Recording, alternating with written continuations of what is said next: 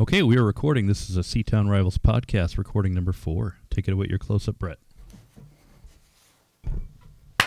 Yeah, this is the Seton Rivals podcast, where each and every week during football season, we come at you pretty good. We give you notes, news, just scores, stats, anything that you could possibly think of. And I tell you, this is going to be a real special episode. This is good stuff. Why is it good stuff? Because we're here at Podworks Studios, and they have been very, very good to us over the course of this 2025 season. It has been fantastic. And you know who else is fantastic? Two guys who have been very good to me for the most part. No, these guys are terrific. And indeed, Adam Beadle and Ralph Amsden, they've been a major part of it. I mean, the three of us, we've grown together. I feel we've done the city of Chandler right. It's been phenomenal. Adam, it's been great, my man. It's been a lot of fun. I always love talking about my favorite city in the state of Arizona, the best city in the state of Arizona, and give Ralph a high five too. High five, yeah. But yeah, it's been a great year, and we capped it off with a great weekend. So I'm excited to be here and break it all down. Absolutely, and yes, I definitely want you to break down the Centennial game today because I only got to see half of that. And Ralph, yes, we know that there's a lot going on in high school. There definitely is. But how was your weekend? Just tell me about the whole ACC scenario, and then we'll kind of graduate into a little bit of high school stuff. But ACC first. Yeah, so I had the opportunity to go to ACC Media Kickoff and interview a few players from each team, because that takes place in Charlotte, North Carolina every single year. And then the ACC championship is here as well. I'd interviewed a bunch of Duke players as well as a bunch of Virginia players. So it was cool to see those two teams match up.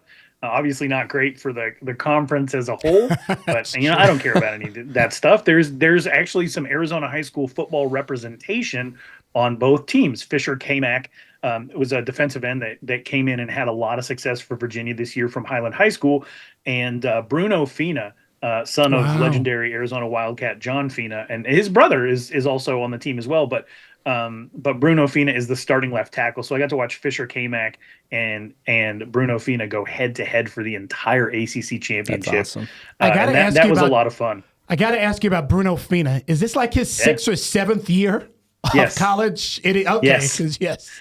Yeah, because I was wondering if they had ever squared off at the high school level, and what I ended up finding out was that when Fisher Kamak was a sophomore and not really playing that much at Highland, was actually Bruno Fina's senior year, and they didn't actually ever meet.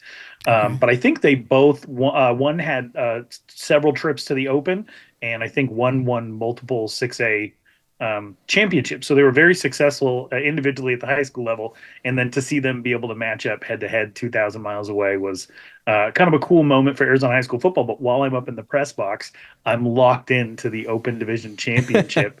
And that was a pretty fun experience to be, but look up, see a play, look down, see a play. And that's how I spent my Saturday night. Absolutely. Good stuff. And I tell you, this year has just been... It's been great. It's been different. And the one thing that we do plan on announcing on this show is the new head coach of the Seton Catholic Sentinels. We're going to send that out via our social media as soon as he pops on. It's going to be really good. But I'll say that this year has just been different in so many ways. It's kind of my role in high school football has changed a little bit, but the one thing this podcast has grown, it really has, and it's not so much in the views and the number of looks, but it's the important people. It's like I think about, we started this, Adam, at a kitchen table, and now we are at a full-blown studio. I think about just all the teams, and every year is a little bit different, but this year it just seems like things have been more visible in a sense of you popped up, which is great. I mean, it's one of those things where you truly have you've enhanced this, something that was asked of me, and I don't know the answer, and I don't think you know the answer.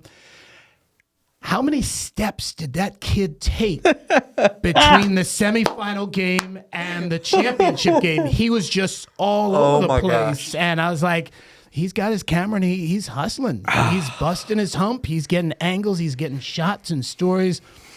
So props to you. Thank you. And Ralph, something that was mentioned to me about you, it's like, when I watch the podcast, it's really deep, and you got to understand what Ralph is saying to understand what Ralph is saying. And I think that's just so on point because, the one cool thing is you guys hit high school football in a different way. You have a certain analyst. You can look, you kind of forecast. You've obviously got the history. Adam, rosters very, very well. And we're going to hold that thought because we get to introduce a gentleman who is brand new to the Seton Rivals podcast. We get to say congratulations to Matt Hanshaw. He is the new head coach of the Seton Catholic Sentinels. Coach, how are you, my man? Congrats. I'm doing really well. Thank you so much. I think you might be on mute, or maybe I just can't hear No, him. he's here. He's loud and clear. Oh, really? Okay. Now he's on mute. Unmuted. I think There I'm he here. is. Oh, there we are. Good stuff. Congrats. Coach, you were at Pinnacle for the last 5 years. You know the lay of the land. You have the pedigree. You know what you're doing, that's for sure. Just tell me about just getting the job and how excited you are to be a head coach. It's all been a whirlwind, honestly. Everything's kind of hitting me. I was actually offered and accepted the position officially this morning.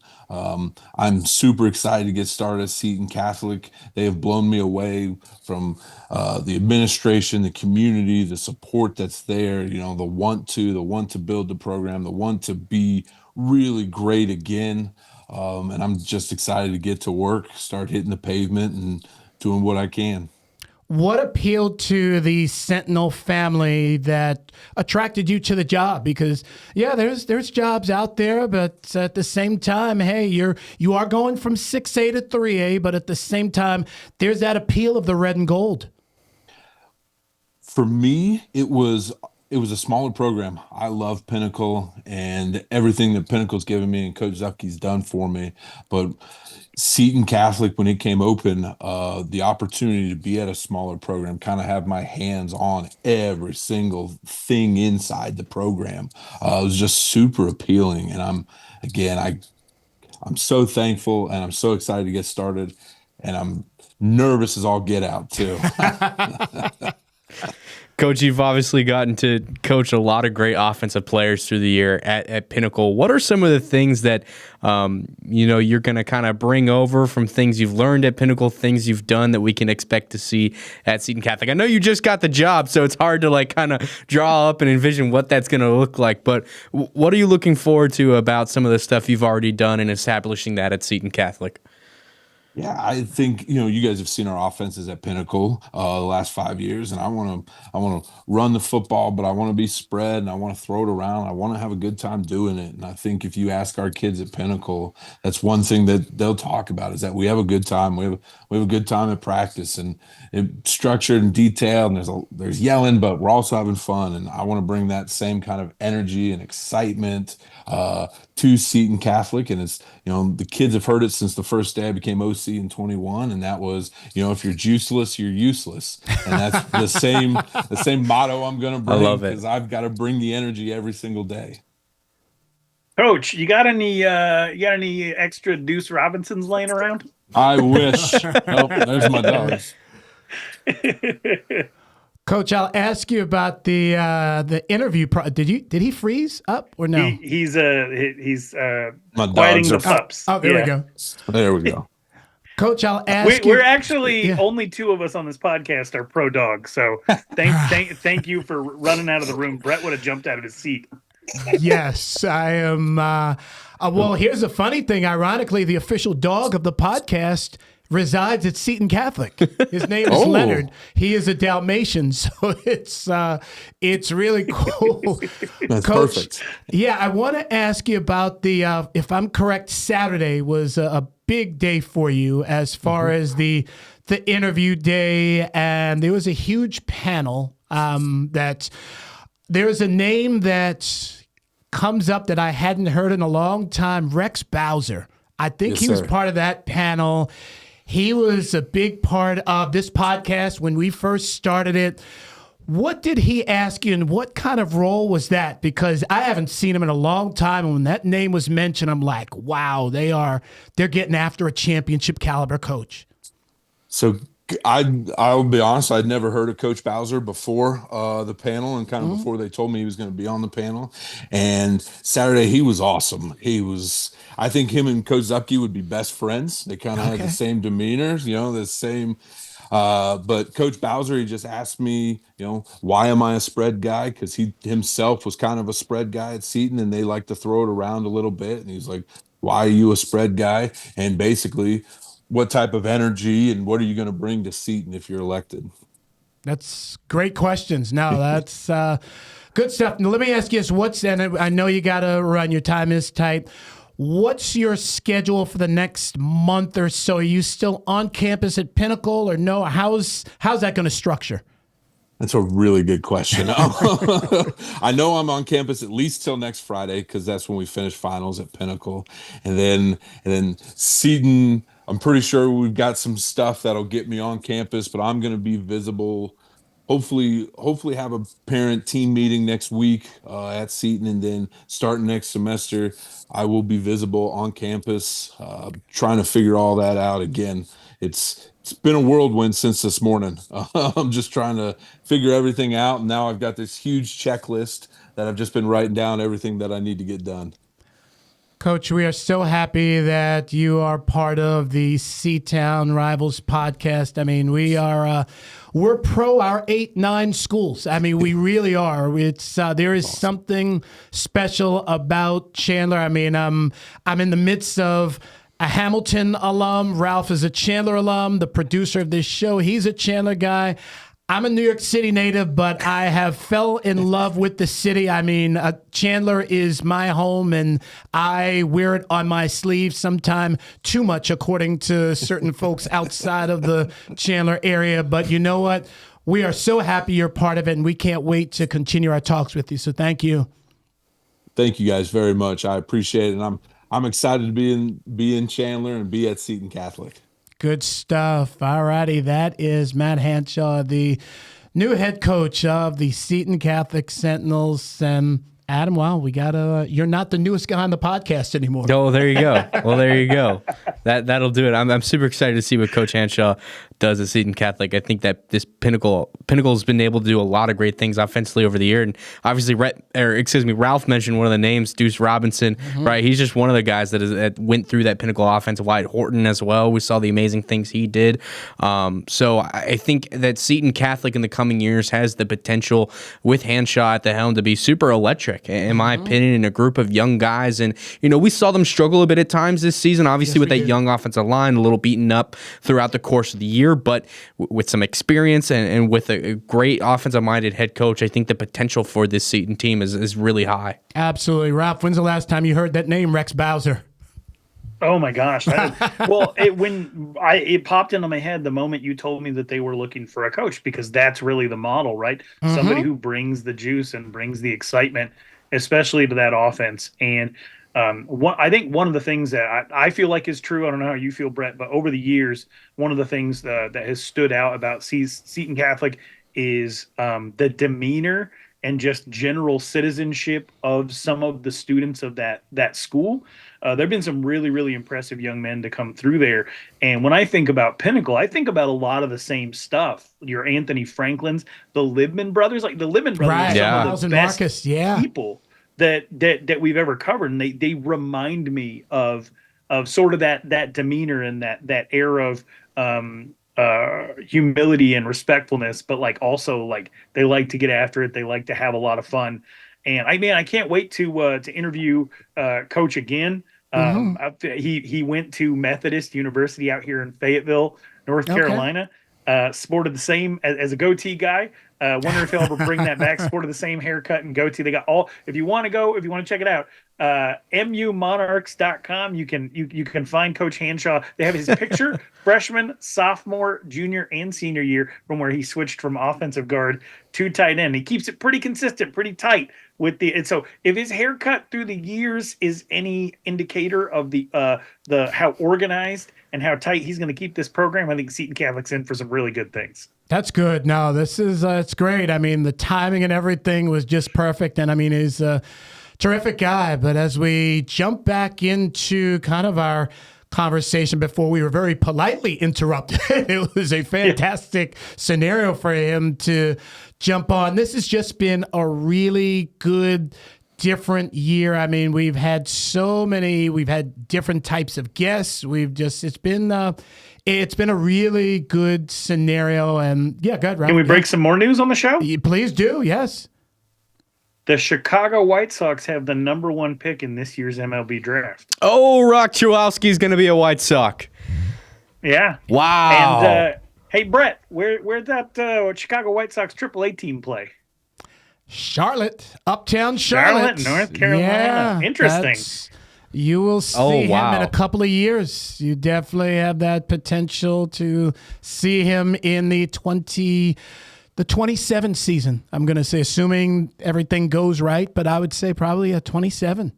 Could in the podcast, in the C-Town Rivals podcast era, could we see multiple MVPs from one high school that we cover? Yes. Multiple. Rock. Cody Bellinger. That's right. Yeah. That's right. Yeah, that's... Both came from Hamilton, of course. They are indeed Husky proud, much like the new Iowa State coach. Jimmy Rogers. How about that? Yeah. Oh, my gosh. Hamilton takeover. How about that? That's crazy. It's cool stuff. But yes, as we wrap up the kind of the monologue portion, again, it's just been... really cool this year. And again, for me, it's not so much about the views. It's the important people are the ones who really follow this. I mean, we've got so many admins who have thanked us collectively. We've had coaches, we've had teachers. I mean, something that really just kind of freaked me out a little bit. The other day I was in Fry's and a kid comes up behind me and does my and then he runs off. It's like, I don't even know whose kid he's. No way, that my is dad so watches awesome. Your podcast, and it's like, wow. And it's like, all right, do I run behind like a 10-year-old and see who his parents are, or it was just that's odd. awesome. So I mean, it's this has been a really cool experience. I mean, the growth, it's been phenomenal. And for it to more or less culminate, Adam, with not one but 2 championships on Saturday, I hadn't been that excited about a state title. And I think prior to that, I can't recall if Casteel's was the 9th that I'd seen or it had been 9 before that, but that was probably the most exciting one. I mean, to see Frank Narducci just excited, to see Craig Luschner excited. I mean, to see T and Troy do their thing. I mean, and those guys are back next year. Yeah. You saw a lot more of the game than I did, all you. Yeah, this is really exciting. I think a way to sum up the 2 games from Saturday, you know, as a reporter, you try to be as objective as possible, but I couldn't help at least to feel just a little proud about what both of those teams had accomplished. It was a really awesome year, and especially Casteel, seeing what they did from the time T. Smith took over as quarterback to winning a state championship on Saturday. I mean, just absolutely incredible. Troy, oh man, I'm always gonna mess up this kid's last name. That's why I've Troy Hadagi.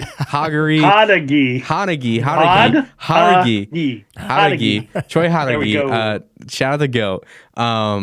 You know, to see how those two have really formed a connection together, been able to build the last couple of weeks, and obviously into the state championship was awesome. To see the leadership up front for Casteel on the offensive line, which I think is probably the most untalked about part of this team this season. And then obviously their defense, man. Their defense, I think, has struggled a bit at times.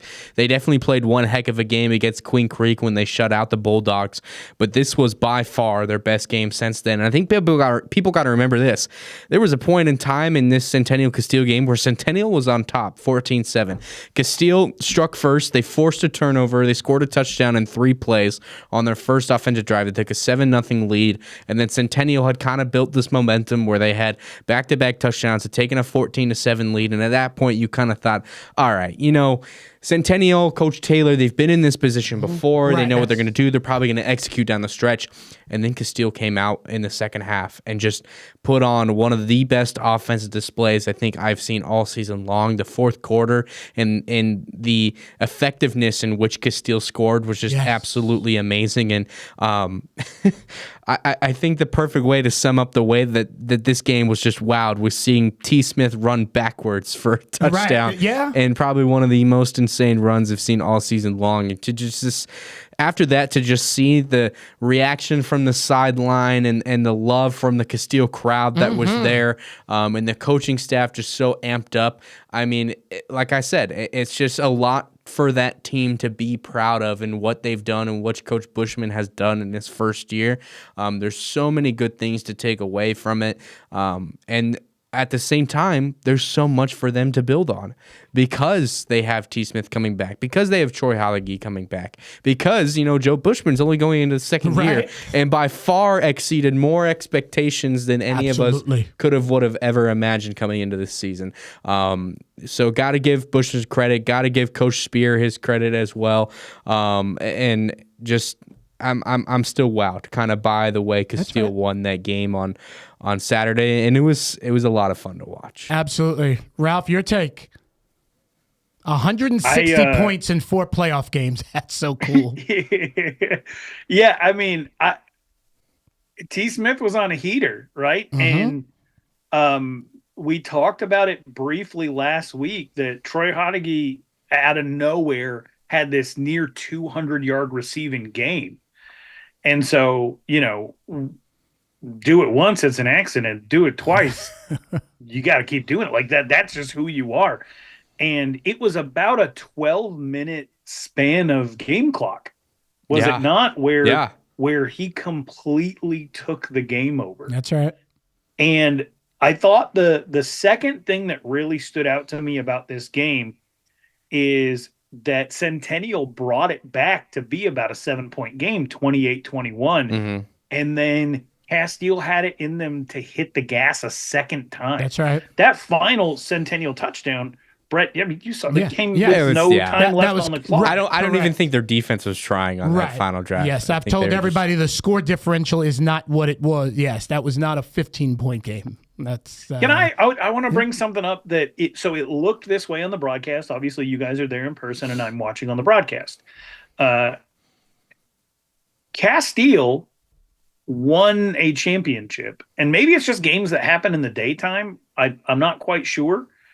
But the overall look of the team from the broadcast, and if I'm wrong, I'm wrong, but the whole team looked relieved, like that it's been a really long season. And then they even talked about it. Troy Hodigy even talked about it, answering questions from Sandy Charles in the post game in front of the whole stadium. Like, we've had our ups and downs. And the broadcast talked about the fact that, like, they had some bumps and bruises. T. Smith grew as a leader. He's really coming into his own. Like, everything's coming together. But it was one of those things where, they had just won a state championship, and everybody was like, man, we could use a couple of days off. Like, they had given everything they had. Yeah. Right. And that was just the way that it looked on the broadcast. I'm wondering if it felt like jubilant down on the field, if maybe they were just I thought it felt jubilant, but you might have a different take. Here's what I think. I think it was just kind of, it was a relief for them in the way, just to see how far they've come, considering I think some of them kind of had a bad taste in their mouth about how last year ended and the way some of the things went about and the way the previous coaching staff had sort of left where they were at. And I think, too, just because this Casteel team is such a wide range of seniors, juniors, and sophomores, you don't really have the significant group to pack together. And one of the other things I think to add to that that stood out to me is, I'm watching Bryce Greer celebrate and going crazy and cheering, and all of a sudden I hear him go, "This is why I stayed." And I think that to hear that and to just see so many of the guys on the sideline just so smiley and happy and just honestly loving each other, I think this is just kind of exactly what Casteel needed, was to have this sort of run that they went on, to actually believe that they could do this. And talking to Coach Bushman too on Monday before the game, I asked him, I said, at what point in the year did you feel like you got to the point where everybody's bought in and everybody is like, you can actually do this thing? And he said, to be honest, 2 weeks ago when we beat Higley. And so just to kind of, I think it's just like, these are the kind of things we talk about in terms of just high school kids in general, like learning how to handle adversity, learning how to, get out of rough situations. These are a lot of life lessons that these kids are learning throughout these situations that, may or may not at times fall on the adults, being honest, just the way things kind of tend to be a mess sometimes. And, I think it was just kind of proof to them that this is what happens when a team comes together and they truly believe and want something. And I think this is just this is really just the start for Casteel. I think having that sigh of relief, it's going into this offseason going, okay, we did it. Let's go back. Let's do it again, and let's do it even better. So I'm excited, and they are going to be a ton of fun to watch. But it was really interesting to that's a great point, to see kind of everybody's reactions, to hear what everybody was saying about everything. I think my take is along those same lines, and a relief in that it was such a big mix of new coach, kind of like what you guys also said, players who didn't have weren't the year always bought last in. year, that weren't always bought in, had the rough year last year. They overcame some injuries.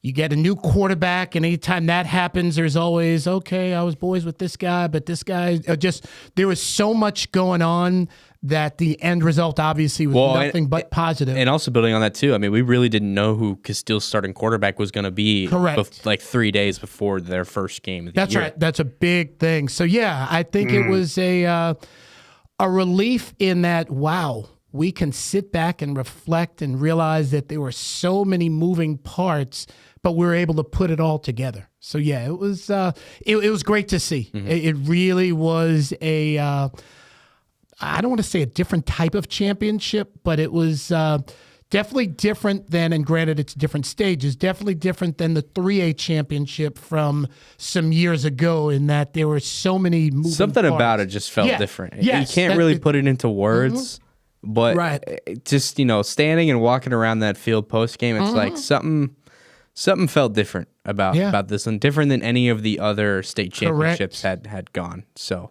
no, that's very fair. It was, really good to see. And overall, props to you, Joe Bushman. Props to you, T and Troy and everybody else. I mean, it was good to see. And I mean, and after that, it's like you knew that the CUSD was going to go 2-0 on Championship Saturday. And that is nothing short of special, but the nightcap, it was anticlimactic. I mean, it's like, wow, okay. I didn't expect that final score to be 34-7, and Ralph the Basha Bears were every bit as good as we thought. They might have saved the best for last. I mean, you look at Mason Lewis, who transferred from Casteel. He touched the ball twice. 2 exact repeat touchdowns, basically untouched on end arounds into the end zone. I mean, the quarterback, Jake Rogers, to Cash Brock, he was on point, 20 of 27. I mean, they were, and you hadn't seen Will Menzel not in a groove in a very long time. So, yeah, the Basha Bears, they were all of that. And, yeah, their one hiccup against Hamilton, that was okay, because in the end, it's the Bears that get to hoist the goal ball. Yeah, and I'll be honest, I thought that there were moments in last year's Open State Championship where Basha didn't look fully ready for the moment, and it's not meant to be an insult.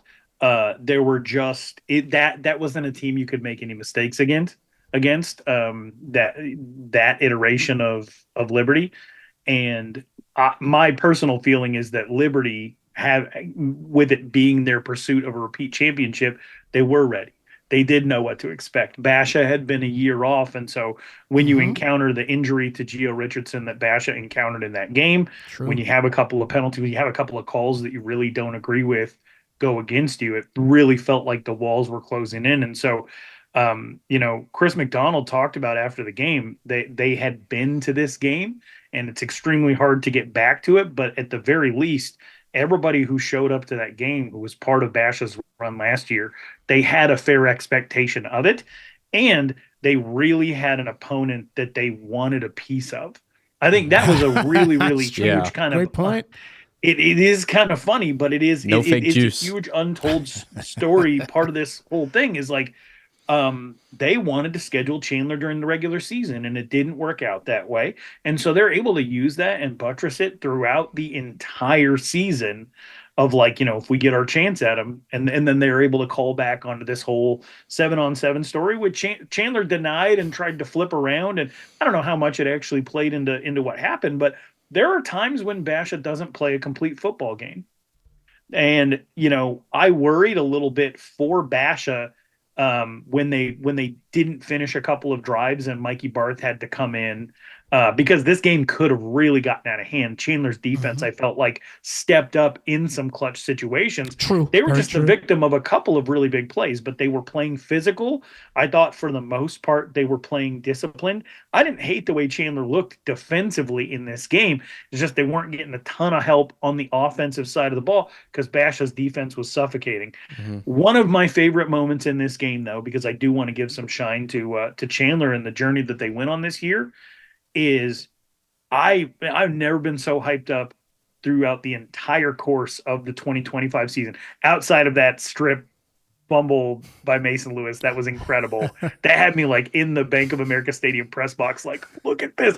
But the passion that Will Menzel displayed after they finally broke the seal and got in the end zone to make it 20-7, like they're clinging to that little bit of belief and just the fire and the passion in that kid.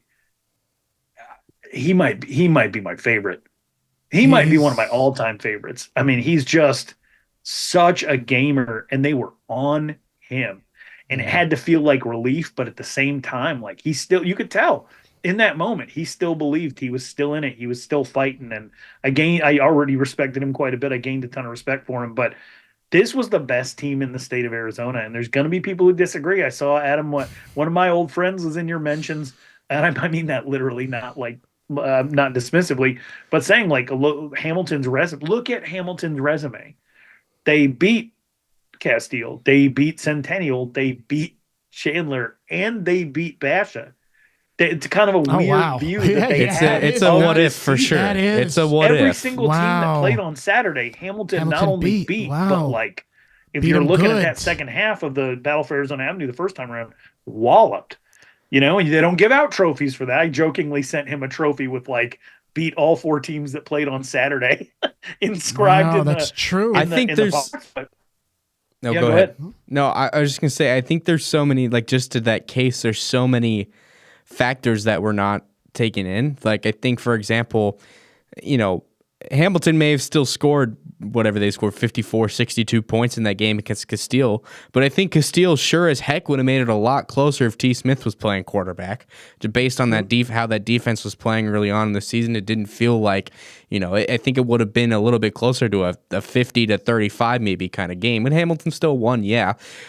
I think that Basha game would have been a whole lot different had Brody Veers been healthy the whole time. I really think that's just what it is. I think, Jake Rogers ever since then has done a great job, but I think in that moment, he just, wasn't set up for it. And whether or not, that was kind of Basha running a different offense that was meant for Brody, and he just kind of had to come in and pick it up, I don't really know. And then, I think that the first time Chandler and Hamilton played each other each time around,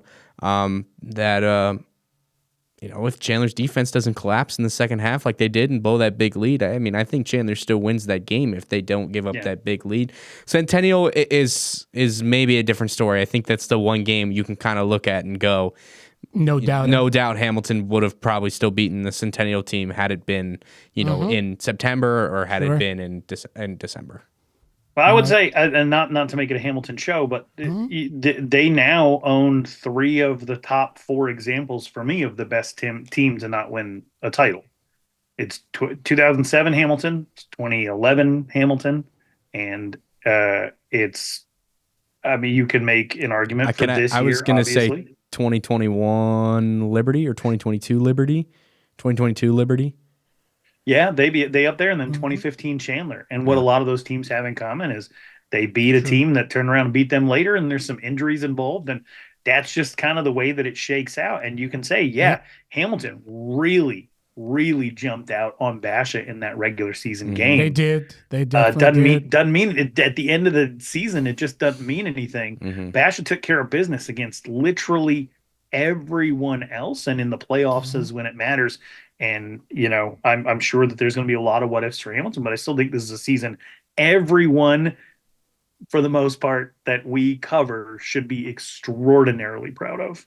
Absolutely. As we look back, I'll say that Basha didn't win a whole lot of games necessarily with style points, but they arguably saved their best performance for last, and that's what you do on the big stage. And, I think every CUSD team won at least one playoff game this year. I think that's right. Yeah. And then we even mix in Valley Christian that went to the 3A semifinal. So this was a banner year. As we said, this was a really special year for these teams. Well, we look at what Basha does well, right? And what we knew that they did well all season long. And then to do that in the championship against a team like that is trying to stop you from doing that, it's impressive. We knew that they were the best first half defense in the entire state. They went into the break 17-0, right?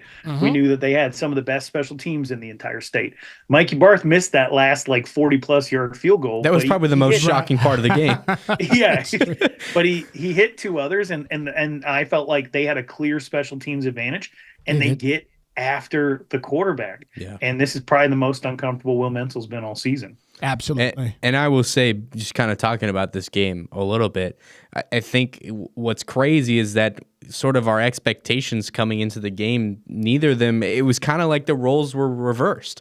We thought, coming in, at least I did, I thought coming in that Chandler would do a good job at shutting down Basha's wide receivers and, force them to really run the ball a lot. And that Chandler would really execute really well in their passing game. And that was kind of going to be, in my opinion, what was going to, potentially lead them to a win. And the exact opposite happened. I think Basha totally shut down Jai Jones, totally shut down Will Mensel. Their secondary played lights out all game.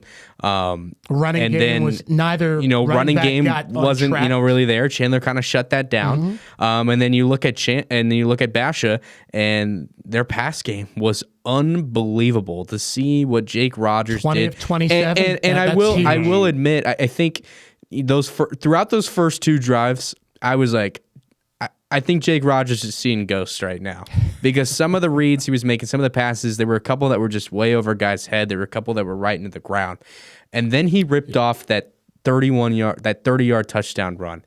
And after that, it was like, okay, Basha's awake. Basha's here. Yeah. This is a little dangerous. Little juke moves. And incredible. Jake Rogers made himself look like Sam Levitt running around that Mountain America Stadium. And then to kind of just see Jake's confidence as the game went on. And I think it's not only because of his confidence, but it's because of how much confidence the guys around him have and how much they enjoy being around him and supporting him. And that's the big thing. And that's the big thing I've always said about Jake Rogers, is that he's never been a guy that believes he is the better quarterback or the better person or the better player. He just wants to go out there and truly, at the end of the day, play the best he can and do what it's going to take for his team to win. And I think that was the case for this whole Basha team. I think on some teams you sometimes have guys, players maybe that just to say it straight, are jerks to each other and aren't on the same page and don't always know what they're doing. And I think the big thing about this Basha team and why they went on to win the Open Division, I think the same is for Chandler too, is this is just a group of guys that love each other and love playing with one another and truly just want what's we can even best look at that running back for room the as team. well. Yeah, they want what's best for the team. And I think in a lot of cases in the state of Arizona and a lot of some of the best teams in the state, that's not always the case. I think we have a lot of teams that have players where it's me Correct. versus team. And I think when you have properly instilled that mentality like Coach McDonald has, you are going to lead to a very successful football program and a very successful season. And so to see Basha go from, where they did, drop that game from Hamilton and then really just put it on the they playoffs rebounded nicely. was very cool to see. And I thoroughly enjoyed watching them succeed this season. And I think the running back room is a good example of teamwork because going into the season, everybody was big on, all right, hey, is Noah Roberts going to rush for 1,500 yards this year, that sort of thing. But Joshua Gaines stepped up, and those two meshed very well. And in the end, it's like, okay, hey, as a rushing attack, if we can get 150 yards each game, doesn't matter if it's 90, 60, 75, 75, we need 150 yards. And they had two guys who were capable of doing that. And to be honest, Noah Roberts, I still don't think had the year we thought maybe he was going to have. And I think part of that just goes because teams are so much more prepared to play against him now. They've learned their lesson after his first 2 years where he was just running over every defense in the state. But I'm hoping to see that we'll continue to see the development of his game in the next year with Gaines graduating, and then obviously Roberts having one more year. Who knows? Maybe by the start of next season he will have decided where he's going to play college football. So a lot of interesting factors for this Basha team, who's going to return a lot of players. I was going to say, and not only Basha, but think about it, all the quarterbacks come back next year. A lot of running backs and receivers. This could be another really good year next year for the COSD teams. And we'll jump out of the COSD temporarily. Got to talk about the Seton Catholic Sentinel basketball team. And Greg Rosenberg, if you're listening to this, hey, they are 9-0. I got to call their game on Friday night.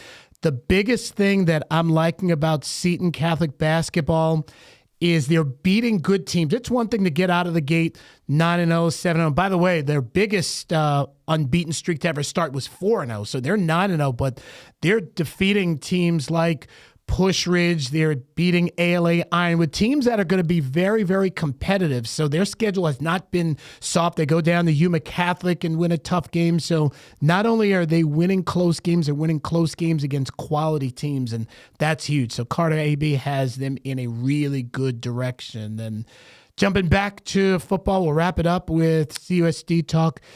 The Perry Pumas have a job opening, and 24 wins, 23 losses. Joseph Ortiz and the Pumas, they're not married anymore. It's I'll say Joseph Ortiz is a guy that we love. We were ecstatic when he got the job, that's for sure. We're now disappointed that he no longer is their head coach. That Puma job, it's going to get a lot of applicants. It is really going to get a lot of applicants. I'll say whoever ends up taking that job, they have to have tunnel vision. And what I mean by that is I look at what ACP had over the last 3 years in Vaught, in Bluford, and so much parental involvement, and it really disturbed the coaching staffs. And I think that's kind of what might be sliding over to Perry in a sense of, you had a great coach, and no, maybe he didn't win as many games as you'd like, but at the same time, whoever steps in there, it has to be his program, and hey, mom boosters and all that sort of stuff. Hey, do your thing. Hey, if you want to be one of my assistants, I don't care how good or bad your son is. Hey, the best kids are going to play. And I think the new coach has got to have that full control. And somebody out there is going to have that control, hopefully. And we wish the Pumas well. They obviously are a staple of this podcast. And Ralph, we love Ortiz, but next year this time we'll be talking about a new head coach. Yeah, I don't really know what to make of this whole situation because, I think we talked about it on this show that it probably wasn't going to be acceptable to perceptively fall behind Casteel, right? Correct. That's a big thing. Yeah. And you have teams out here who moved on from good coaches. Casteel did it, and they won a 6A title in year one. Canyon View moved on from a good coach, and they went to a 5A championship in year one. And, you look at some of these trends, and it makes you think, like, man, maybe we can turn around and get this higher, right? But at the same time, we do have to recognize Perry had never beaten Chandler. Preston Jones never did it. Joseph Ortiz did it twice. That's Joseph right. Ortiz won playoff games in 3 consecutive years. He did, over the course of his tenure, have a winning record, but I think he was, I mean, like 3-12 against the district or Correct. something along, That's fair. in that range. But they also, I think, had in his tenure 3 out of state wins. There are good parts of this. Got some extra community involvement. This is a really, really important thing that I do want people to know. Perry was so far behind the times in actually like a offensively stubborn way when it came to participating in off-season programs that was kind of cured and fixed under Coach Ortiz. But I'm not sure how based on what kind of what you just said, I'm not sure how comfortable I am talking about this situation because it's been like 8 seconds and we already have someone out here blaming the administration, and that's not something I'm going to touch with a billion-foot pole.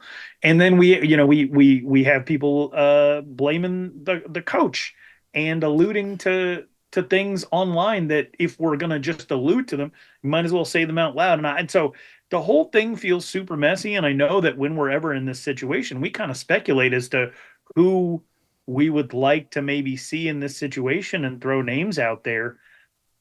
And I'm like, who would I tell to go if there's parental issues, if there's administrative issues, and that's an if. Like, and Right, I'm not suggesting that there is.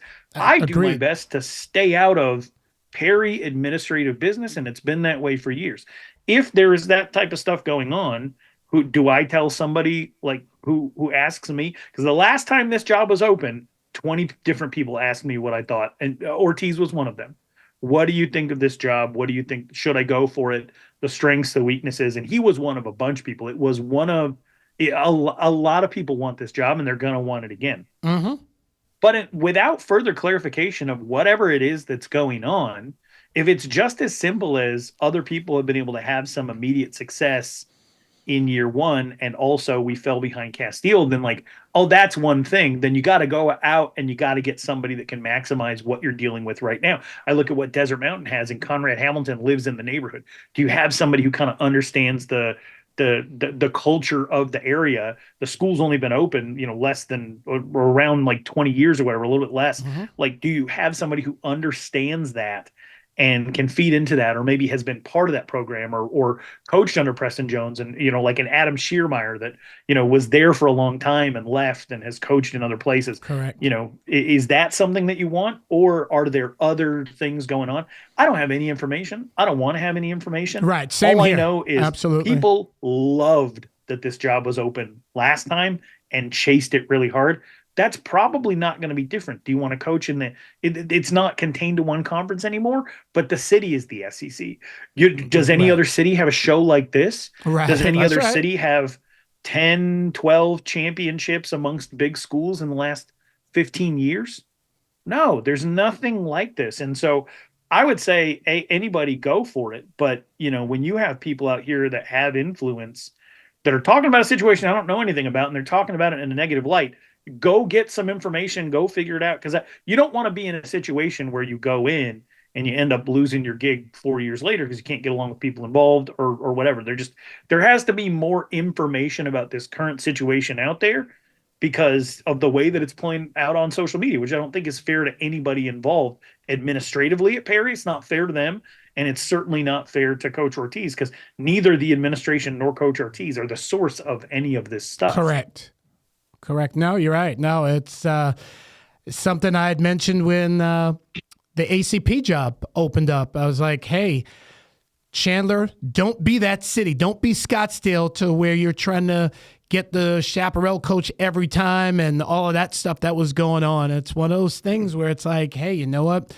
You got a good thing going here, and Perry has some resources, and hey, get someone in and let's do it. Let's do it. Yeah, no, I think just looking at this, I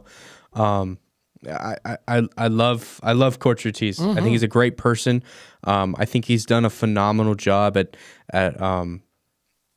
creating and mentoring good young men. I think there's been a lot of really good young men that have come out of Perry over the last couple of years, and that's been because of Coach Ortiz. And I've gotten to sit down and talk with him so many times, and just I love his philosophy about life and football and how those two things correlate. And so I'm hoping the best for Coach Ortiz. I hope he finds another space to be a head coach, because I genuinely think that he does have what it takes, and he has a lot of good people around him that'll help him lead another program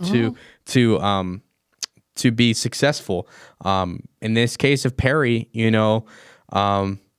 know they'll find someone that they want and that they like, and I think they'll be good for the program. I have to say, just in my opinion, I think it's going to be a little bit harder this time around than it was last time. But, as Ralph said, it kind of is like the SEC. There's a lot of good reputation that comes with coaching at a school in the city of Chandler. And so I think they'll find the right person. I just, I wouldn't be shocked if this is something where, not like we're necessarily going to be wowed about who their next hire might be. No, it's good stuff. Well, I mean, I'll say probably our next podcast, usually sometime January, February, hopefully a new coach will be decided. We'll have information. We'll get to talk to him and all of that fun stuff. And this has been just, again, as we wrap up the year, it's a phenomenal year. Adam, hey, definitely good chopping it up with you. And Ralph, always good chopping it up with you. And we'll say happy holidays from Seatown Rivals. Have a good one. We'll see you guys next year on the Seatown Rivals podcast.